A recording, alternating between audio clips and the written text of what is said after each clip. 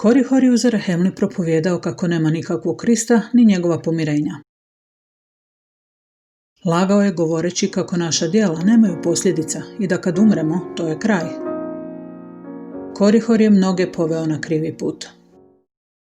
Sa svojim je propovjedima Korihor krenuo na put. U Jeršonumu Andine Filehici nisu ništa povjerovali.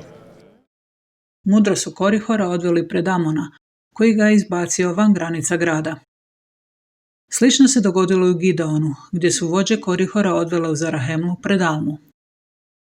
Korihor je svećenike optužio da se naslađuju teškim radom naroda.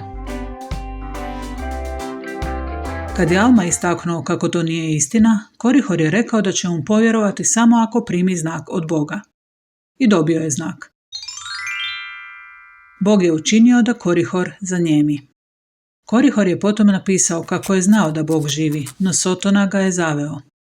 Molio je da se prokletstvo skine s njega, no Alma je rekao kako prokletstvo neće biti skinuto, jer kad bi Korihor mogao govoriti, zaveo bi još ljudi.